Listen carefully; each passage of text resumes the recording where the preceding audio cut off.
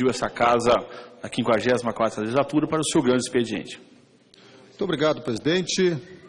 Uma satisfação e uma honra tê-lo presidindo esta sessão.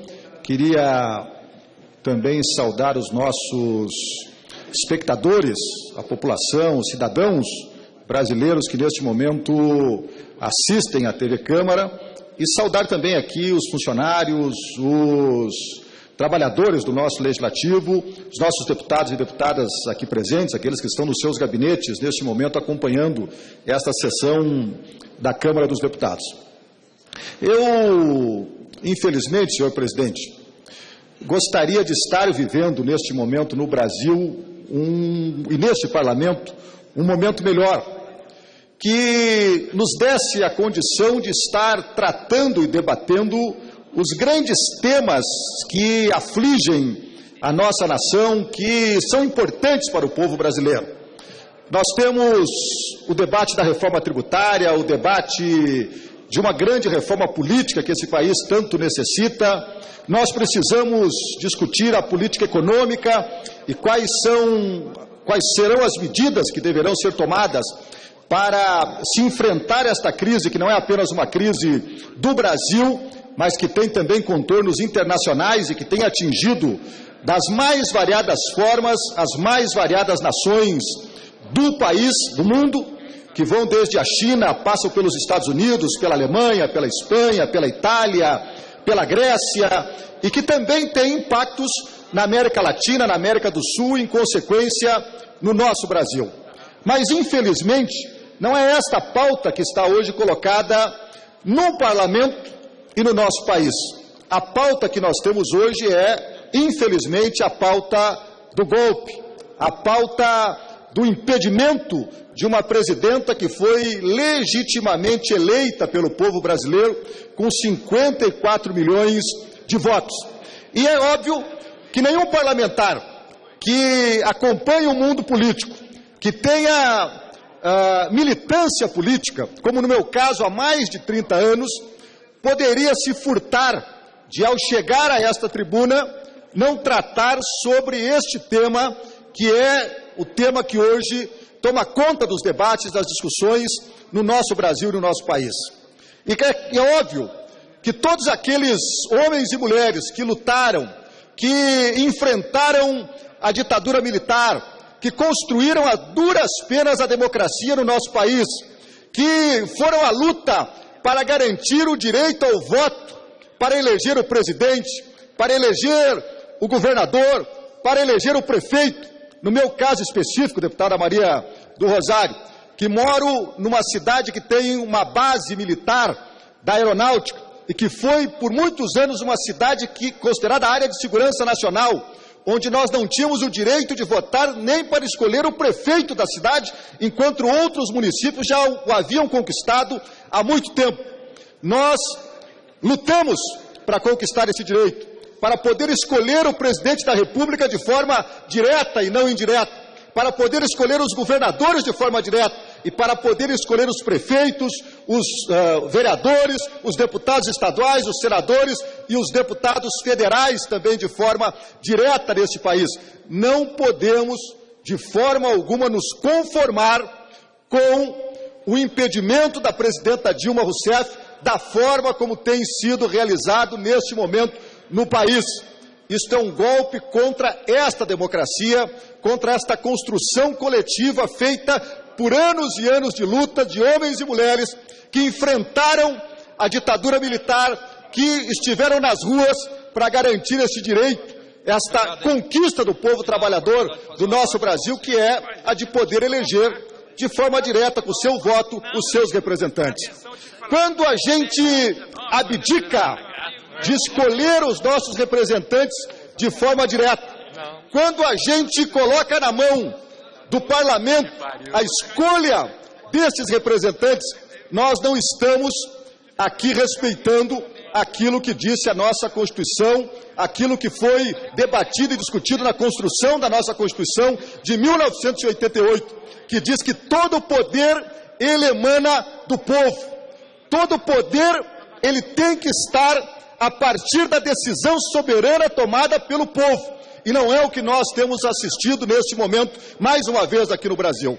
Nós estamos diante da usurpação deste poder legitimamente dado ao povo pela nossa Constituição, de poder escolher os seus representantes, de poder determinar quem vai conduzir as políticas e os projetos de interesse do cidadão, de interesse da sociedade brasileira, através da eleição e através da utilização do sufrágio universal, que é o voto dado na urna, e é que garante que este poder, que esta determinação dada pelo povo, possa se cumprir na sua integralidade.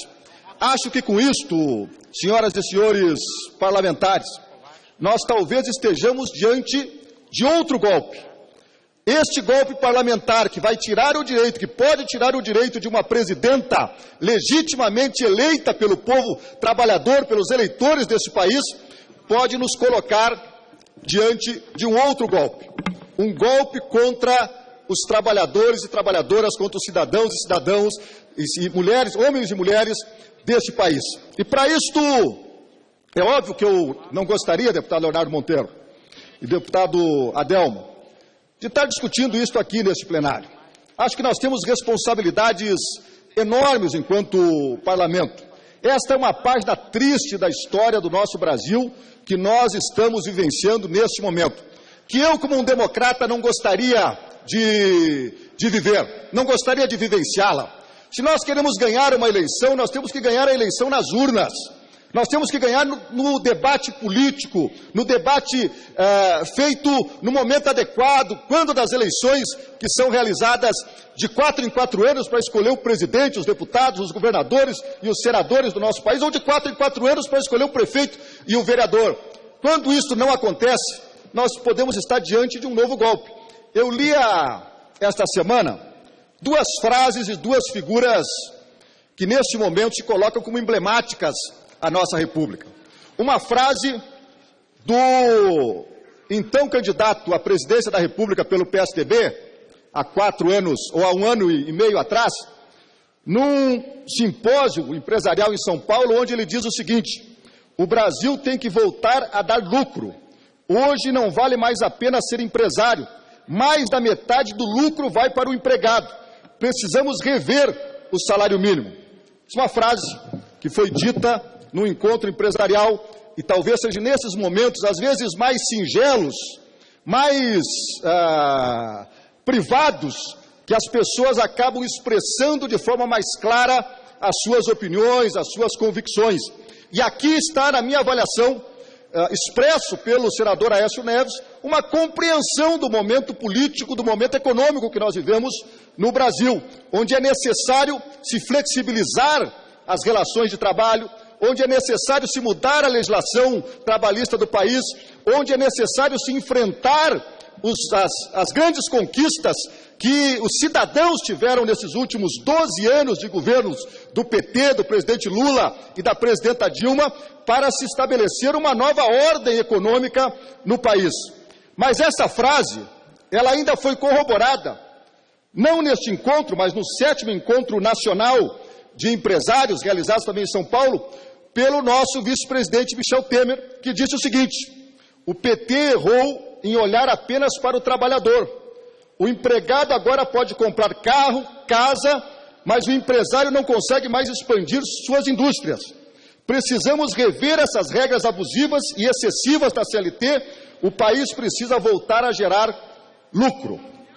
Olha o que está embutido numa frase como esta, né? Aqui tem um pensamento, uma visão de como organizar a sociedade, uma visão de para onde devem ser destinados os recursos públicos, aonde devem ser aplicados os parcos recursos da nossa nação, se esses recursos devem estar a serviço do cidadão mais humilde, mais pobre, daquele que necessita da atuação do poder estatal para ter uma melhor qualidade de vida, ou se esses recursos devem estar a serviço do capital, devem estar a serviço dos grandes grupos econômicos, das grandes corporações, que por muito tempo administraram e gerenciaram este país e foram incapazes de construir ações concretas para melhorar a qualidade de vida do nosso povo.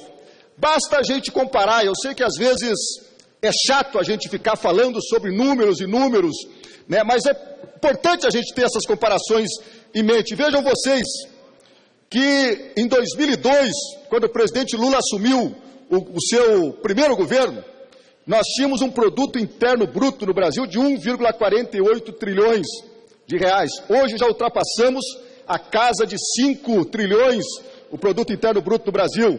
Nós tínhamos uma renda per capita em 2002 de 7,6 mil reais.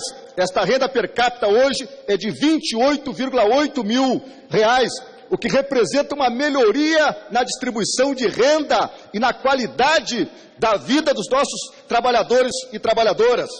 Nós tínhamos um investimento na agricultura familiar, através do Pronaf, programas voltados para a compra de sementes, para o investimento na lavoura, da ordem de 2,2 bilhões de reais em 2002. Hoje esses investimentos são da ordem de 28,9 bilhões de reais, 20 vezes mais do que era disponibilizado para os nossos agricultores lá em 2002. Nós temos hoje no Brasil reservas internacionais da ordem de 370 bilhões de reais. Essas reservas eram lá em 2002 de 37 bilhões de dólares, aliás, não de reais. Vejam só vocês que aqui nós temos um crescimento de 10 vezes nas nossas reservas cambiais, que deram estabilidade à nossa economia, que permitiram que o Brasil pudesse se transformar não mais em devedor do Fundo Monetário Internacional, mas em credor do Fundo Monetário Internacional, demonstrando com isto uma capacidade enorme de poder gerir as suas contas públicas e se apresentando de forma diferenciada no cenário político internacional e frente às grandes questões econômicas internacionais. Mas nós tivemos ainda um aumento do salário mínimo, que em 2002 eram R$200, representava um pouco mais de 70 dólares.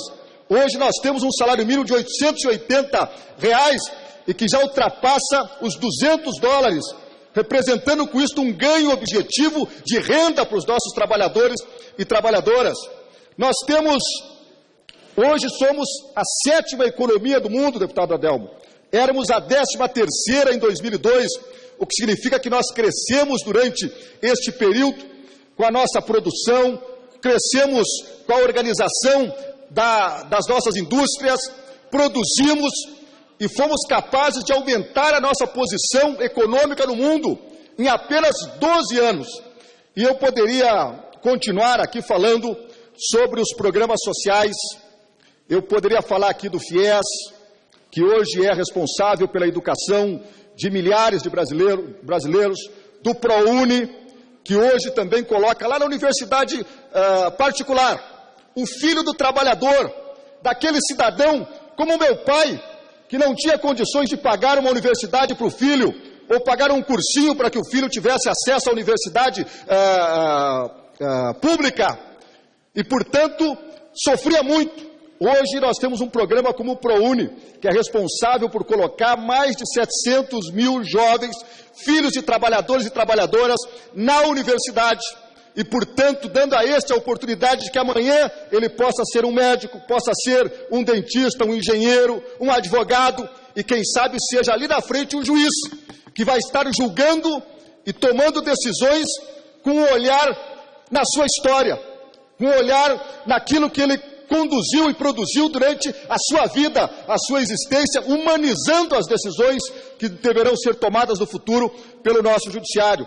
Nós temos as escolas técnicas federais, e vejam aqui, Maria do Rosário, que em 110 anos de existência das escolas técnicas federais do Brasil, desde 1500 até 2002, foram construídas no Brasil apenas 140 novas escolas técnicas federais. Em 12 anos, nós chegamos a quase 300 novas escolas técnicas federais construídas pelo governo, como um exemplo de que um operário, um trabalhador que virou presidente da República e foi talvez aquele na história que mais tenha investido em educação neste país. Só de novas universidades, são 23 novas universidades, mais de 140 novos campos universitários que foram construídos, que foram reorganizados, ampliando o número de vagas, dando condições para que o filho do trabalhador pudesse ter acesso à universidade. Nós temos aqui um avanço inestimável numa área que é tão importante, e eu vi aqui em muitos discursos dizerem que a educação é o futuro. Não, a educação não é o futuro. A educação é o presente. Um governo que respeita o seu povo, que respeita a sua gente. Um governo que tem perspectivas de avanço, de melhoria da qualidade de vida do seu povo, não pode prescindir de investir, de gastar e de colocar recursos significativos na área da educação, assim como na saúde.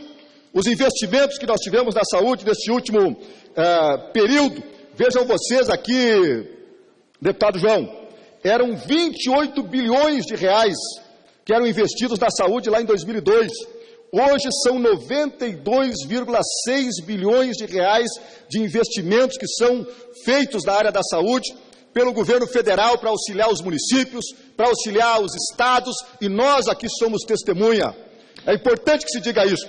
Nós não estamos falando aqui de coisas que são apenas da nossa imaginação. Nós temos noção de quantas UPAs nós inauguramos durante esses últimos anos, de quantos postos de saúde, de quantos recursos este parlamento, através das emendas parlamentares, destinou para a compra de máquinas, equipamentos para a área da saúde. Eu mesmo tenho acompanhado e participado de inúmeros eventos onde nós tivemos a oportunidade de ali entregar à comunidade aparelhos, instrumentos, prédios, mas acima de tudo, a humanização do atendimento à área da saúde, que é tão importante e fundamental quanto a existência do prédio, quanto a existência do equipamento, como é, por exemplo, o programa Mais Médicos, implementado pelo governo da nossa querida presidenta Dilma Rousseff. Eu quero, pois não, breve à parte, primeiramente parabenizar a Vossa Excelência por esse brilhante discurso na tarde de hoje, falando acerca do que nós vivemos no Brasil hoje e do que nós